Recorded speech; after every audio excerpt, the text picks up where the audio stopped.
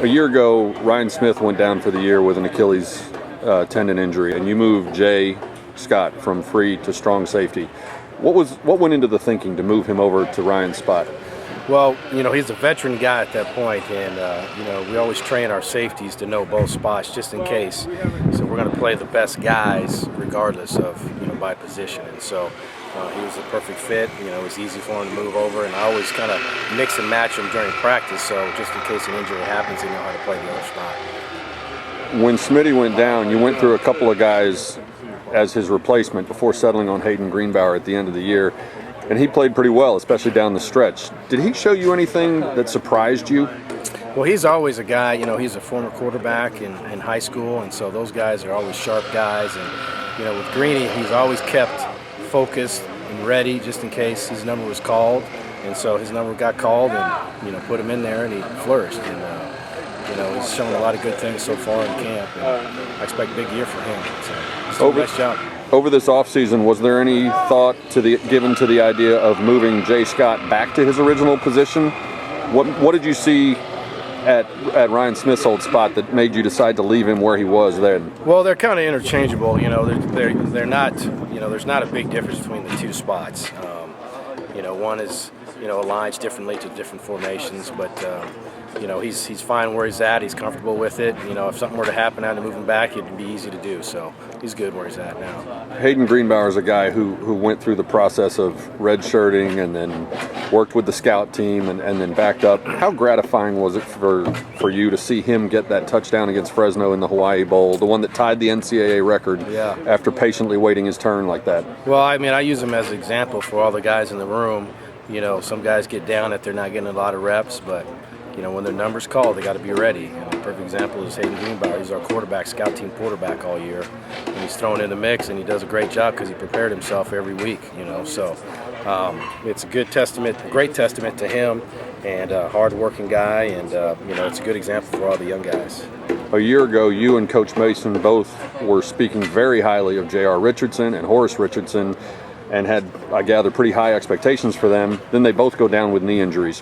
Where are they now compared to where they were before their knee injuries in terms of their quickness and explosiveness and being ready to contribute? Yeah, they're back. They're 100%. They have no issues, so they're going to be right in the mix. It'll be a nice little battle to the very end.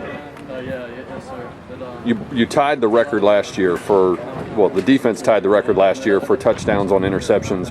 When you look at Horace and J.R. Richardson and Brett Hannis and Ryan Smith all going down for the year, have you ever, over the offseason, sort of allowed yourself to wonder what your guys could have put up if everybody had been healthy? Well, no, our job as coaches is prepare everybody, and then when they get their chance as players, they got to prepare themselves. And so it's one of those deals, years that I felt that we were really prepared and did a nice job, we got no interceptions. And some years where, we have some guys that were backups, so I don't say they make a bunch of plays. So, you never can really rely on anything. You just do what you do every day in practice, and you let it happen in the game. So it was just one of those years. It was very fortunate. Not only do you get the Richardsons back, but you've got a really veteran group back. Kenneth Acker, Chris Parks, Jay Scott, Hayden Greenbauer's in his fourth year. Does that allow you to do more things with schemes and move parts around because they know the defense so well? Yeah, well, we're going to keep our same scheme for the most part, but quick adjustments during the game is a lot easier with guys that have been a vet, and we can communicate and change things, and everyone's on the same page without it being a big ordeal. And so that's the biggest advantage with having those guys. We've seen a lot, we've been through a lot together, and so when there's something that we see in the game, we can make a quick adjustment, and they understand it, can do it on the fly and have no issues. So that's the biggest attribute with those guys. During practice, you look over at you working with the secondary. It looks like a pretty big crowd. You've got all these veterans back. You brought in a ton of freshmen. You have a few guys back from last year. Shaquille Randolph played a little bit. You got A.J. Justice, Ajay Montez. Who out of the younger guys is catching your eye in camp so far? The guys that, Ajay's done a real nice job. AJ's done a real nice job. Shaquille's still young. He's just a sophomore. So all those guys, I feel real good about it. And the incoming guys, it's a really good class, and they're learning from the vets. And so finally, like I said, we're building some depth. So the competition is real great, and that's what you want as a coach. Shaquille came in and obviously caught some attention simply because he's so tall. There aren't a lot of safeties who look like that. physically he looks a lot stronger this year, but several teammates have said in terms of what he's doing on the field, he looks a lot better. Are you seeing that same kind of improvement, and is he ready to make that next jump in your eyes? Yeah, the weight room this offseason and through the summer was real big for him. He did a great job, and that's the biggest thing with him is just getting his strength up to play at this level because he is a taller guy, and so he's got to build some mass and some strength, but he did that this offseason, and it's going to pay off, this season coming up. So again, whatever he plays, if he's a starter or he's on special teams, all that's going to help him, that strength that he built this offseason. I guess the elephant in the room sort of when you're discussing the secondary is Kenneth Acker. During the spring, Coach Jones said he'd like to give him a shot on offense. Then he went down with the sports hernia surgery.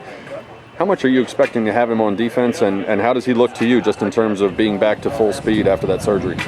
Well, I mean, he's done a great job since he's been back. He's a great leader, and wherever he plays, he's going to do well. So if he's with me, great. If he's with the offense, it's great too. He's going to do some things. He's going to make plays. Do you and Coach Mason have to go to Coach Jones and sort of lobby to keep him on defense? No, I mean, Coach Jones is going to do what he feels best for the team. And so, wherever he ends up, he's going to do a nice job.